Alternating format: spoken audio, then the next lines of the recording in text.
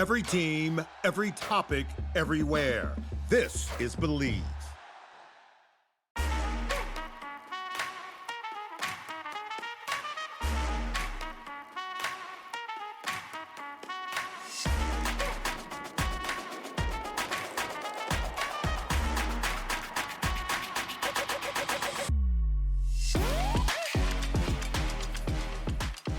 Hello, everybody, and welcome to another episode of Attack the Baseline, a WNBA podcast where every episode we attack our baseline knowledge of the WNBA and Unrivaled.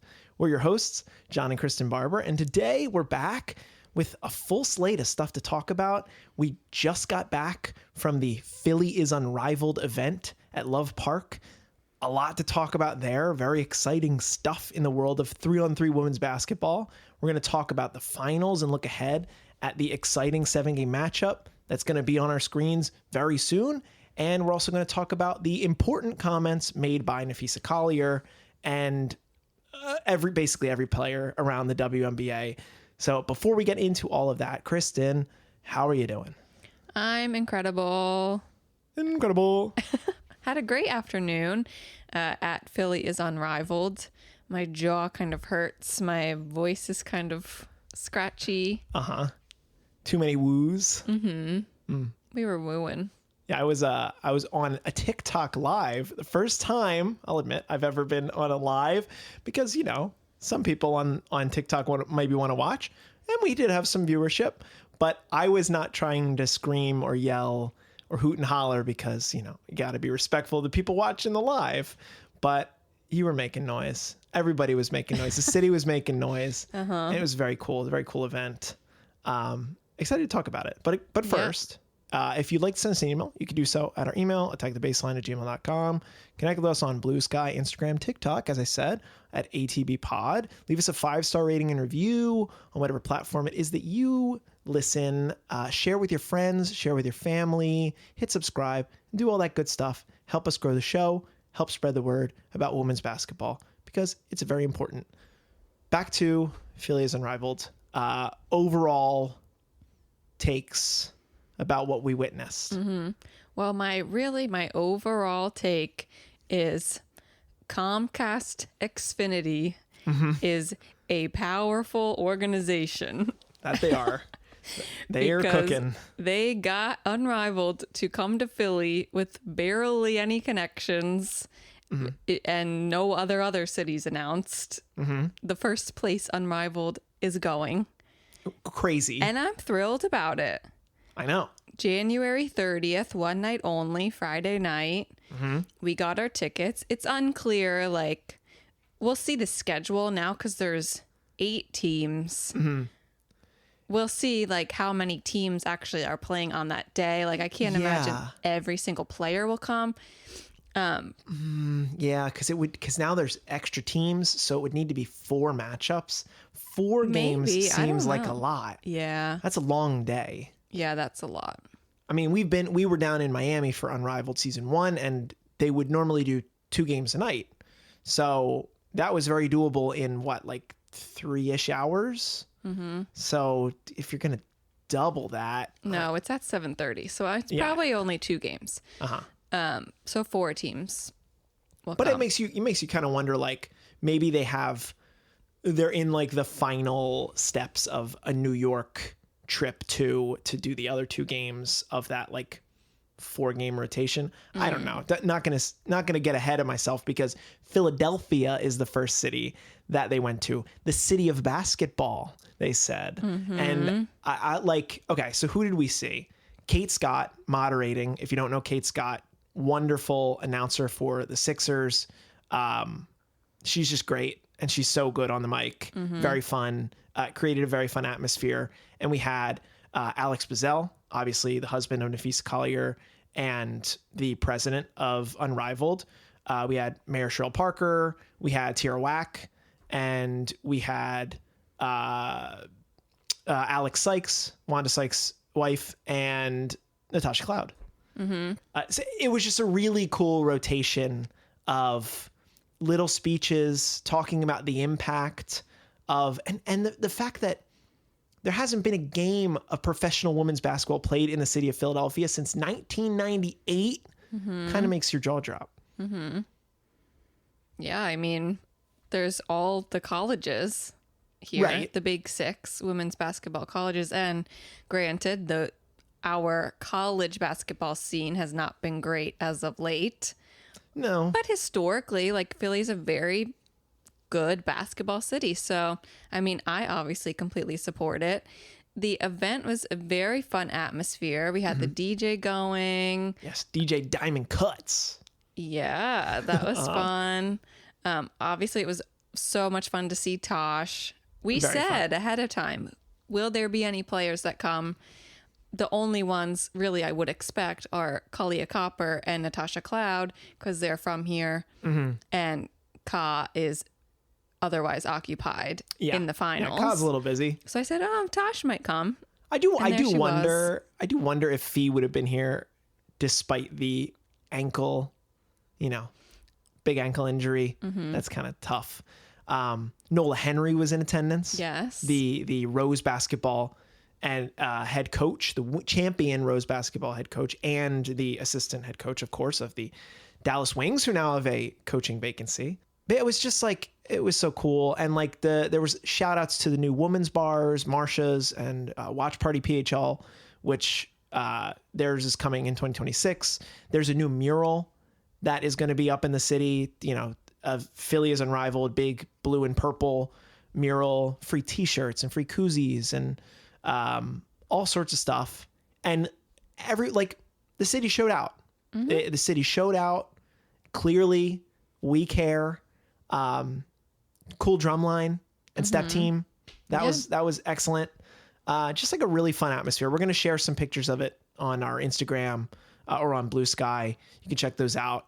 Shout out to Jeff, who came up to us and let us know how much he loved the pod. That was really cool to like be at an event in the city and someone's coming up to us to tell us how much they enjoy the show. That means the world. So thank you, Jeff, and your wife for coming up and saying hello and making the event all that more special to us.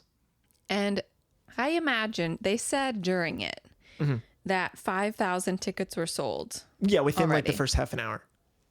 Yeah. And typically in Miami, it's like 1,000 seats. This is 21,000 Yeah.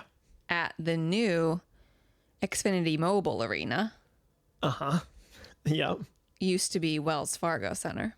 And I imagine like they had at first I was like, oh, maybe they'll only have the first section open, the first level. But you could have bought tickets on the second level. So buy tickets so that this can sell out. Yes. Come to Philly, visit Philly. Yeah.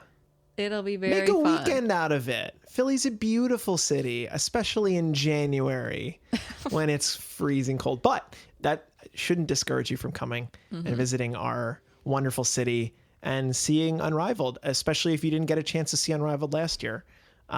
Because crazy. Only 1,000 in Miami, 21 times that here in Xfinity. Here's my theory, my conspiracy theory about this.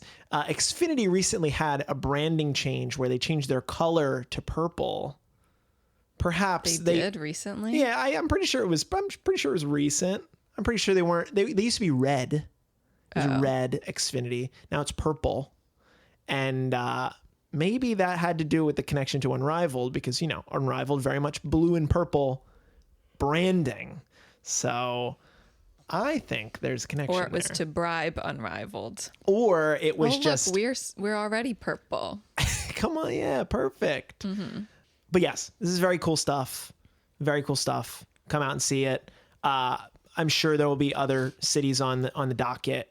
But we haven't really talked about Unrivaled yet. We're going to talk about the players and the league. Once we have all 48 of them, plus the 6, there are 2 players in league news that are still negotiating with the league. Possible ideas about who that could be. Sabrina Ionescu, maybe Angel Reese, Kayla McBride hasn't been accounted for, Asia Wilson. There are a couple couple players that it would make sense that there would still be a work to do, I guess, on whatever their contract looks like. But yeah, it's going to be exciting, and I'm looking forward to talking about it more in the future. But that'll do it for our little Unrivaled corner. So now let's talk about the finals. Why don't we start with the Game 5 that kept us up way later than I wanted to be, between the Vegas Aces and the Indiana Fever, a game that went into overtime. And man, what a back and forth game. This is what I kind of said this on the last pod, that this series was very much teeter-totter games. Not a lot of big runs, not a lot of like a ton of lead changes. There was a portion of time in this game where for 10 minutes, the teams weren't separated by more than one basket. 3-point margin for 10 minutes is pretty crazy in a professional basketball game. And, you know, there are reasons why. Sometimes the offense is stalled out. Sometimes the defense is locked in. But I'll let you go first. Overall takeaways on this pretty wild game. It was wild. Yeah, a lot was happening in this game. We saw Aaliyah Boston foul out at the end of the game, which was one of my keys to the Fever winning. It's true. Do not foul out. And here they were.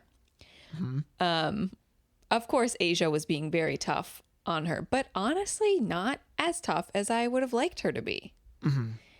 A lot of times, Asia would take a jumper by the free throw line. Oh my goodness. And not go, like not push to the basket, where that's how you get Aaliyah to foul you. Yeah, it was not on. Asia wasn't the one. I mean, of course she caused foul trouble, but it wasn't just Asia doing it. It was the offensive fouls, some screening stuff from AB, but like, man, Asia's shot selection at times was like making me pull my hair out. I'm like, you're so strong. And I know they haven't been calling they haven't had an even whistle. You know, you can argue one way or another, but that disparity in game 4 was pretty clear that there are times where the whistle is one way or another. But like, my goodness, Asia, I was like, oh, but then she would knock him down. Yeah, she would hit him, and I'd be like, okay, yeah, you're a lot. You do you. I shouldn't doubt you. She still dropped 35, but like there were times where I was like, there's a lane, drive the lane, force the foul, and it didn't happen. But they still won the game. Yeah, but I do think that Asia at least was playing a little scared. She didn't want to be called for fouls, which because of what happened in game 4. No, she only got 2.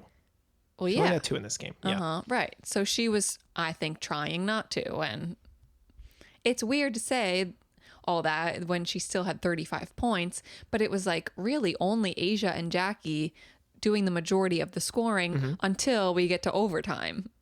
When like all of a sudden Chelsea Gray has points. And Jewel hits a 3. So that's just crazy. Like the way the Aces play is just, I never understand it. Yeah. But they got it done.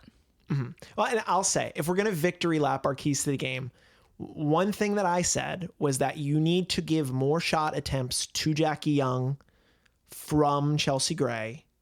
You know, you pointed out very correctly that when Chelsea has the open shot, she's going to take it, and she feels good about that. Didn't doubt her there. She made her fair share. But Jackie Young was a marvel in this game, and they do not win the game without Jackie Young, you know, dropping 32 points. Of course, you know, with overtime, that inflates your attempts a little bit, but she shot 20 times, and in game 4, she only shot 10. So like Becky and the coaching staff clearly realized that like we need to run, and there were a lot of portions of time where there was a lot of ISO work for Jackie Young. Certain times where I was like, I would have preferred a couple more passes there instead of just everyone stand around and wait. But Jackie Young was phenomenal. So I'm very glad that Asia and Jackie led the way here, because that was kind of what we were expecting. Still some puzzling moments from Jewel Lloyd throughout the game, to say the least, but hit a pretty critical 3 in the overtime.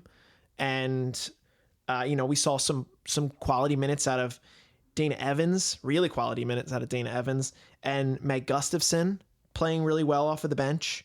Yeah, I mean, it was about as full of an effort by these aces as we were expecting.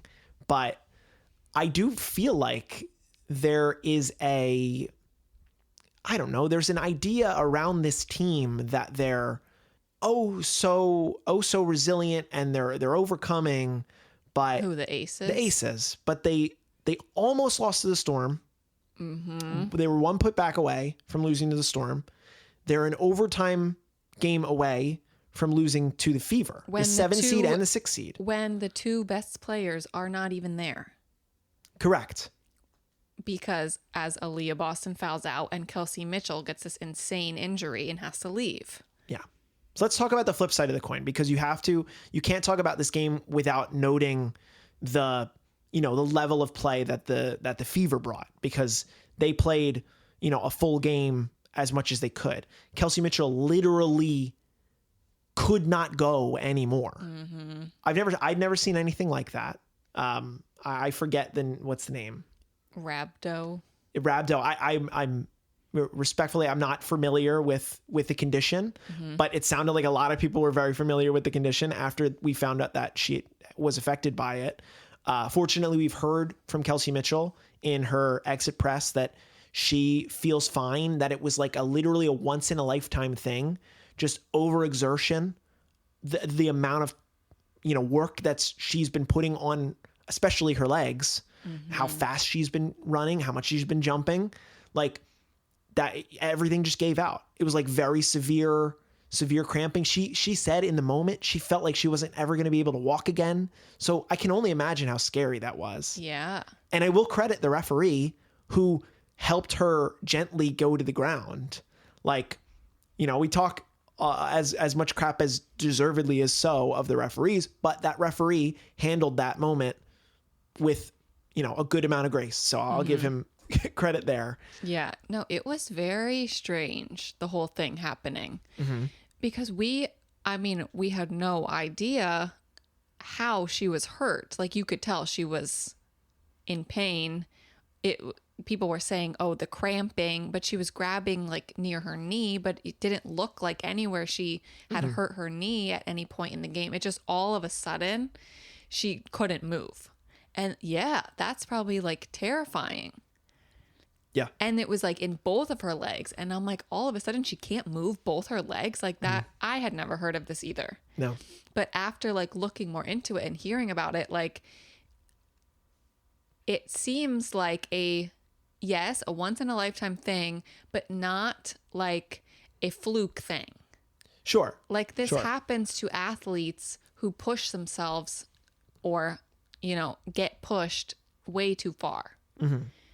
And there's been stories of other at universities of coaches like being investigated when this happens to their players because it's really like they're being pushed too much. Yeah.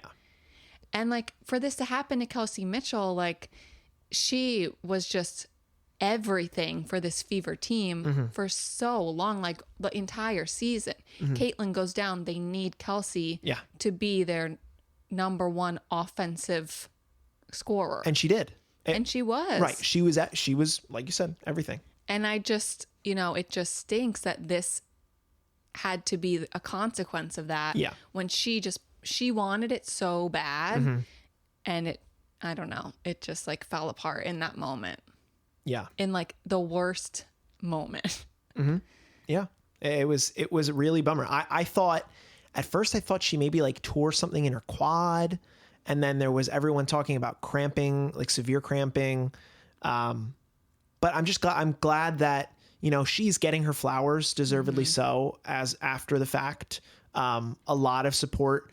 The GM of the Fever in their exit press today said that our number one priority is making sure that Kelsey Mitchell remains in a Fever jersey, which absolutely should be your goal. And Kelsey Mitchell said, well, I hope we have a league that, I hope a league exists so that I can get signed.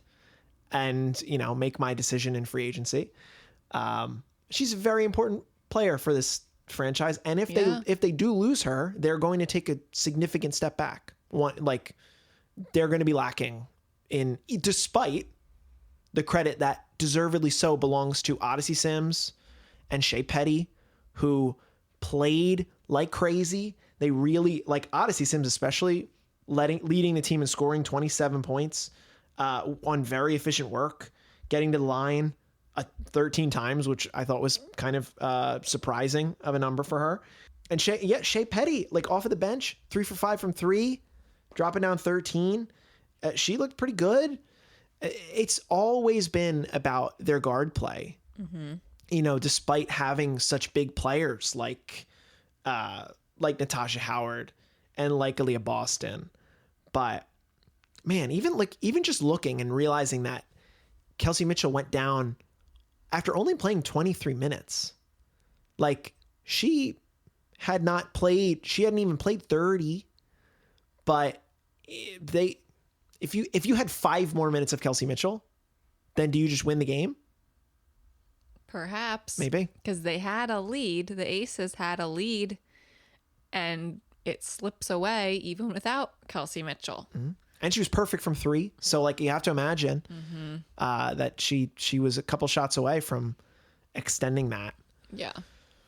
But, yeah, I mean, I will say that there's definitely an aspect of when the injury happened, the Aces were somewhat ahead, one of their bigger margins, and that there's definitely the mental effect of like, ooh, the team's best player got hurt. Oh, like we either like internally feel bad about it. Of course. A lot of them love her, and it's like you almost feel like I can't play so hard because I can't hurt anybody else. Even it's just like a subconscious thing that like it might have caused the Aces to take their foot off the gas enough. Well, or you're like, oh, okay, we got Kelsey Mitchell off the court. Well, there's certainly that sentiment. This now should be easier. Mm-hmm. But it's they game plan heavily for Kelsey Mitchell, and now Kelsey Mitchell's off. Yeah, no, that makes a difference. Different looks. And ultimately the Aces end up coming out on top by a wild 107-98 win in Game 5 to meet with the Phoenix Mercury in the finals. Yes. First blush take, the 2 seed versus the 4 seed. Vegas will have the home court in a 7-game series. If I'm not mistaken, it's 2-2 and then 1-1-1. I think so. So opening 2 games at Vegas. First game's going to be this Friday, tomorrow as we're recording this, and as you're listening to this, maybe today. Who you got? Who do I got?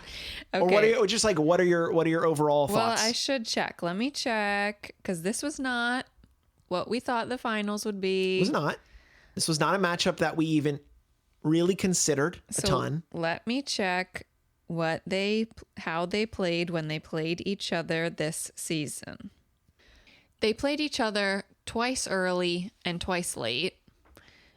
The Aces, when they were on their 14-game win streak, beat the Mercury twice by, relatively close scores, a couple points.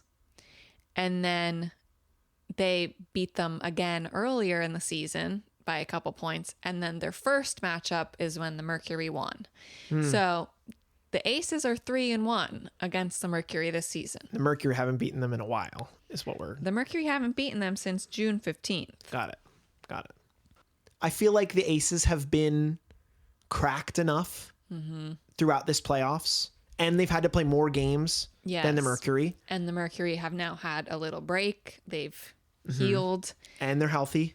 They're healthy. I'm worried Chelsea Gray is hurt. She had to go back to the locker room for a minute. Did roll an ankle.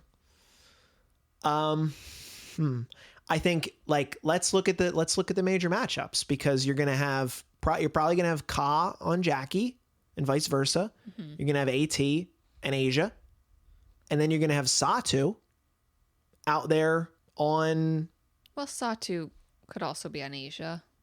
Yeah, you could keep Sato. Natasha Mack on Asia. I just think that, interestingly enough, considering the fact that there's so many rookies on the Mercury, I think their big three, I feel like, is slightly better equipped going into this matchup than the big three on the Aces. Because right now I feel like the Aces are basically two-dimensional through Asia and Jackie and the occasional Chelsea game. Whereas I feel more confident that you're going to get quality numbers out of all three of the Mercury side. And again, I still believe that there's going to be a breakthrough moment for Collier Copper in this playoffs that we haven't necessarily seen. Satu needs to continue to play at the level she is. I expect AT to find her way to get her numbers. She just knows how to do it. But against Asia, I mean, that's going to be really hard. It is. And I think the matchup here is really interesting. I think this is admittedly better than a Fever Mercury's final. Mm-hmm. This is probably better than an Aces New York final, considering the health of Brianna Stewart, even though she did play through that knee injury and looked incredible. Mm-hmm. And I mean, given Napheesa's injury, it's better than. Yeah.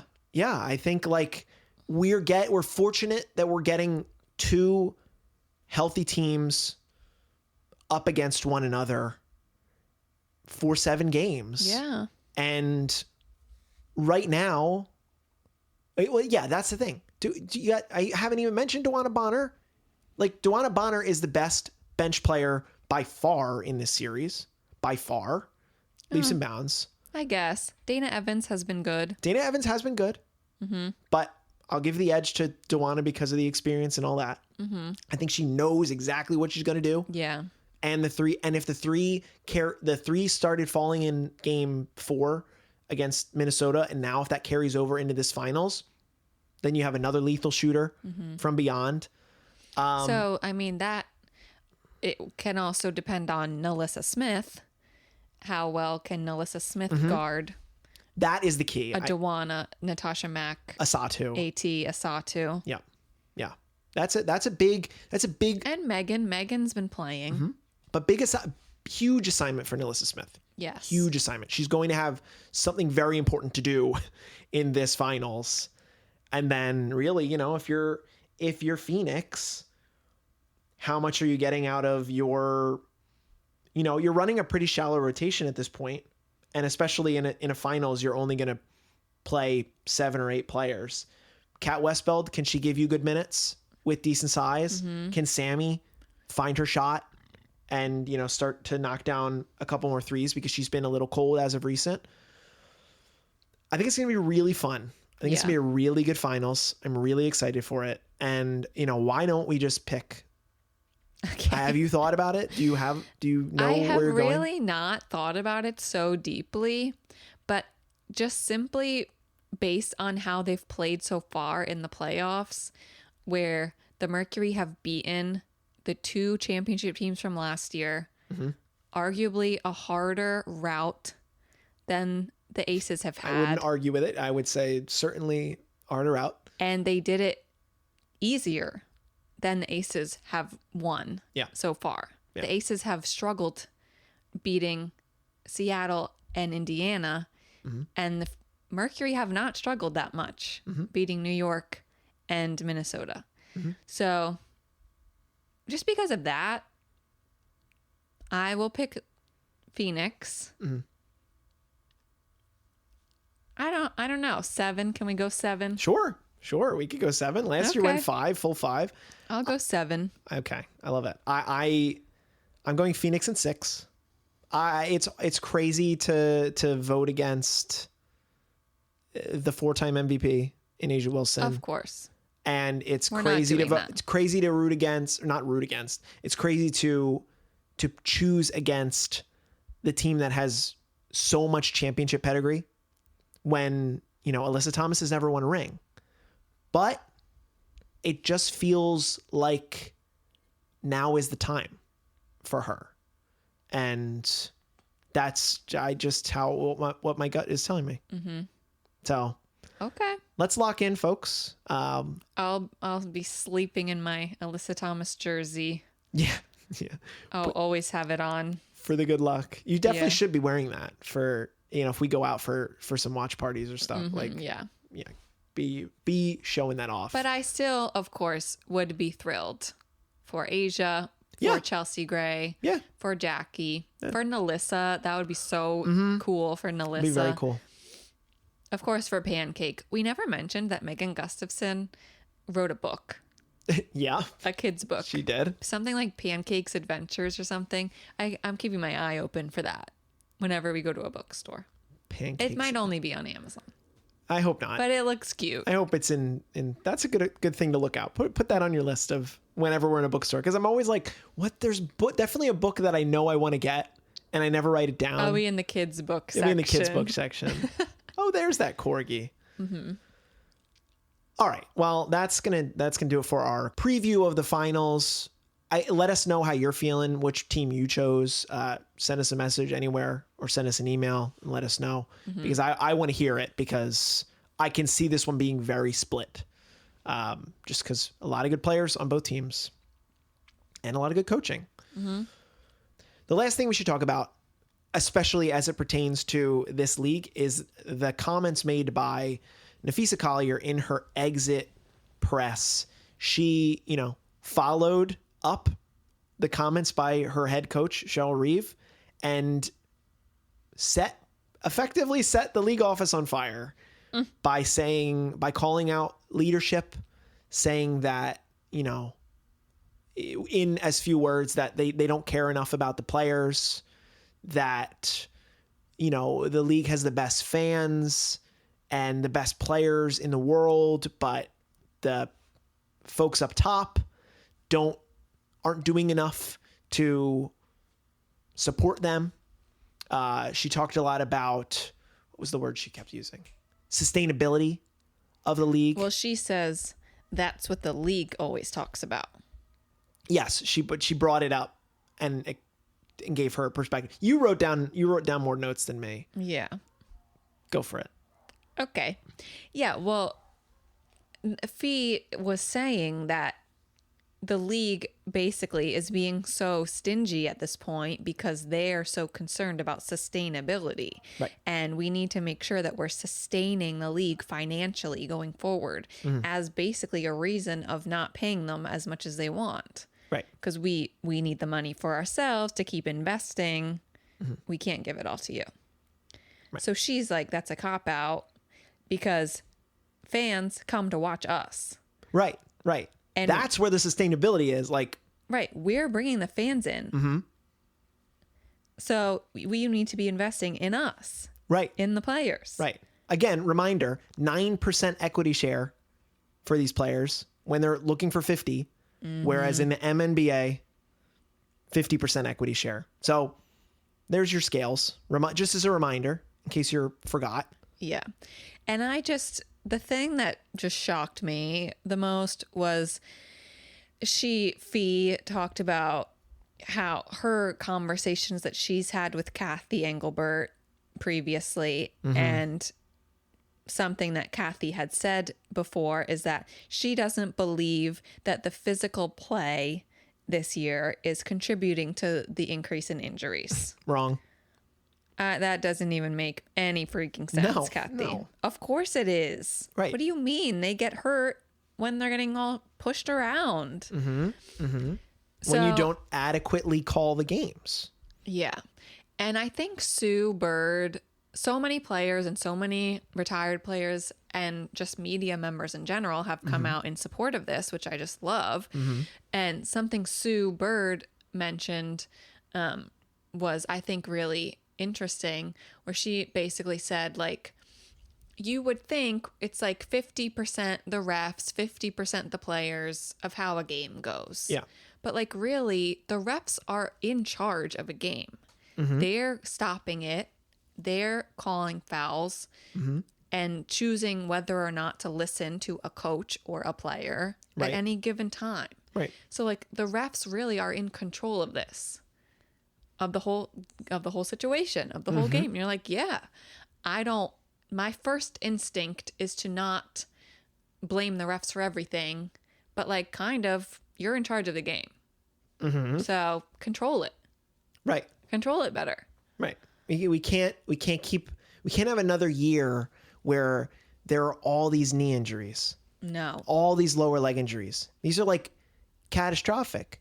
When you're losing stars for an extended period of time because of the way that the officials are letting them play. You're allowing them to do all this. Yes. Then you're going to lose viewership because you're going to have less people tuning in for the stars that they are, trying to check out. Yeah. At least the casual fans. I mean, obviously the diehards would always stay regardless of who's playing. Yeah. But that's what Fee was saying. Like, the players are out, you're losing viewers, you're losing money. Right. So, I mean, she's trying to talk to them in their language, and you just hope that they are getting it in some capacity at all. Right. Something else that I thought was interesting, Mark Cuban posted about this, and he said that in the NBA, the refs practice in the G League. That's interesting. Which is not something that happens in the W. So there's also, the kind of like recruitment growth in the G League for the refs. Yeah, same thing with like umpires in baseball. Right. So that perhaps is a contributing factor. But then like, okay, so the leadership needs to then do some sort of training program. I don't know. There's ways to fix it. Right. But you can't just say, oh, we don't have that, so we don't need to do it at all. And you have to the league wants to completely separate themselves from Unrivaled. So you can't even argue that Unrivaled could be like a training ground for referees. I don't know. There might be some overlap of a referee in both, but like the league doesn't want Unrivaled to be a thing. So you can't even use that. There's no development plan for that.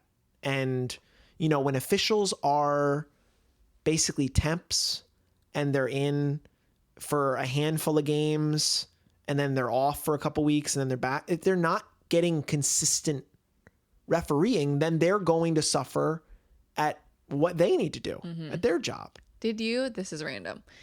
In my high school, we had one of our gym classes was learning to be a ref. Really? Yeah. Did not have that is interesting. I didn't take that class. My high school was so lax on gym. Like literally I had to take one semester of gym in all of high school. And one of the things you could do was learn to be a ref. Fun. But like that's pretty cool. A high school in Ohio can do it. I think the WNBA can do it. Just send them to the high school. Send them to high school. Go ref some high school games. Yeah. And not to mean that every referee is a problem, but like it's about the conglomerate, the entirety of just the way that they're handling this. Yeah. The league is handling this. Right. It's about the leadership of the refs. The leadership of the league who tells the refs what is appropriate and what is not appropriate to be calling or controlling. Yeah.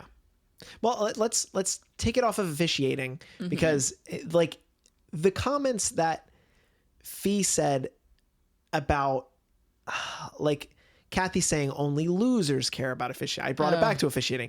When she said that Cathy said Caitlyn should be lucky that she has the platform of the W to make $16 million in endorsements.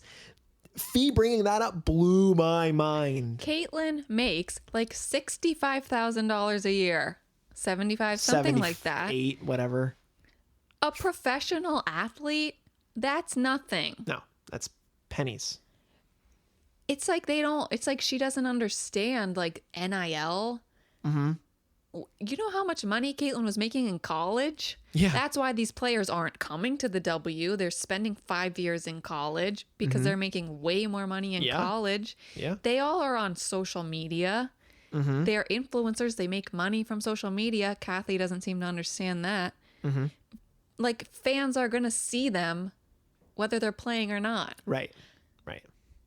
So that's so ridiculous to me. Yeah. Or they go overseas like they've been doing. They do not need this league. No. So are we thinking there's going to be a strike? Yeah. A lockout? Yeah. Because the CBA is up actually in like the end of this month. Insane. So yeah, they're not even close. Yeah, no, it's really not in a good place. And there's a lot of people calling for Cathy to step down. And I do think there's a real possibility that happens. I don't know if they have somebody waiting in the wings. That's more. Well, then just do it. What are you waiting for? Right. I mean, yeah, probably should if until the finals are up, I guess. Yeah, I think the day after the finals, I would expect something to happen. I think that's a very, very good point. Yeah. I do want to shout out some players who spoke up. The first one I saw was De'Erica Hamby, who she posted a nice message. Thank you, Fee, for your bravery. Yes. First one I saw was De'Erica. Yeah. Isabel Harrison said something nice. The one that got me was Elena Deladon. Oh, man. Elena's posting on her story, like, I don't know if Cathy even knows I retired because she heard never reached out to me. Ridiculous. That's crazy. Yeah. When she was on broadcasts. Well, or was that Unrivaled? No. Wait, sorry. Remember that was the NCAA. That was college. Yeah. Oh my gosh. Angel Reese saying 10 out of 10, no notes. No notes. It's a good one. Lexi Hall saying she agrees. That was nice. I didn't expect like players who were playing. Yeah, before game 5, Lexi Hall says that. That was nice of Lexi. Asia was funny. She's like, I didn't hear what Fee said, but I'm sure it was great. That was before game 5. And then after she said, okay, I listened to Fee. Fee is right. Fee is right. Yeah. Well, and reminder, if you didn't know, Asia and Fee had a podcast together during COVID. So like they very clearly have a very close relationship. So it's always nice to have, especially from, the MVP of the league. Yeah. Some extra support. Yeah, definitely. NECA commented on a post saying Fee speaks for me. NECA being the president right. of the Players Association. So it's just been really nice. People were waiting patiently, I think, for Caitlin to say something, as the league would think that she's the face of the league. To a lot of casual fans, I guess she is still, despite not playing really at all this year, very small amount. And Caitlin did finally say something today in her exit press, saying Fee had really valid points. We need to have strong leadership. This is like the most important time in our league right now that will shape the future of this league, and we need leadership that is going to help us and capitalize on it. And she agrees with Fee, so that was nice of Caitlin to say. Yes. She talked about corporate America. She's threw that in there for some reason. Okay. But yeah, no, glad she acknowledged the very valid points that Napheesa made. So it's just very nice, like, despite being in a very contentious playoff situation right now, these players are still working together and supporting each other right during this time. Yeah. Hell yeah. As they should. Pay the players. Yes. Pay them what they're worth, because they're they are worth way more than what they are. Leave. Or they're going to leave. I saw an interesting, and I if the person's listening to this, let me know. I saw it on Bluesky that, like, what if Unrivaled grew to the point where it changed from 3-on-3 to 5-on-5, and then it literally just became the league? Like, that literally could happen. It literally could happen. It could happen because they're getting paid way more there, and they're already increased their roster by 12 people. Yeah. So, you just got to get to 200. And I do want to say, I think, if you don't know about the history of the W, how it started from the NBA owners wanting to make money over the summer, like, and so many NBA owners have stake in the W. Right. Like, I think really it just was like not set up to succeed from the beginning. Mm-hmm. And we're just really in this like awful place right now where the players want to be independent and the NBA still has such a stronghold on them. Yep. So I think for me, that's the real issue. Gotta get away from them. I don't think, I think that's the problem. And I don't think that is going to be fixed. Well, that's why if you were to switch, if we were literally to switch over to Unrivaled, then you have no connection to the NBA. Yeah. You're fully funded by your own means. And it is messy. It is messy. It's like a plant that's dying and you just got to like prune it. Like you Don't just got to say it's dying. No, I'm not saying the league's dying. I'm saying that like this point in time, this break point of growth for the league, like it's like kind of shriveled up because they're not making what they deserve. So you got to cut that. And then if you adequately water, then you have a beautiful flower. That's what I'm trying to say. That's the vision that I'm trying to show here. And a good CBA could do a whole lot for these players. Yep. But we're going to see in a very likely hostile negotiation. I do appreciate like players saying, we've been having these discussions behind closed doors, but I'm done doing that behind closed doors and people should know what we're saying. So now I'm going to say in public. Yeah. And I think Fee would have said this no matter when the season ended for them. I think she would have said this after she got hurt tragically and they lost. I think she would have said this if they won the finals. Because some people were like, oh, she's just like bitter that they lost because of this whole foul situation. No. But she would have said this no matter what. It would have come out one way or another. Yeah. Okay, well, we're hoping that gets resolved very soon. We'll let you know.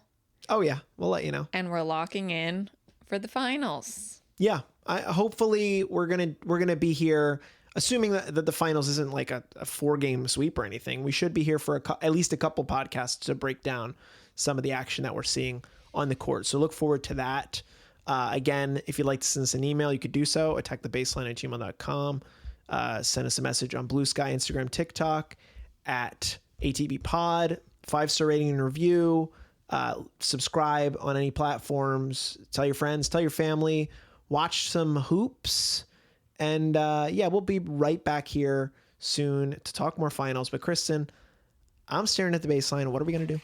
Attack it. Attack the baseline. Thank you so much for listening. And we'll be back in a few days.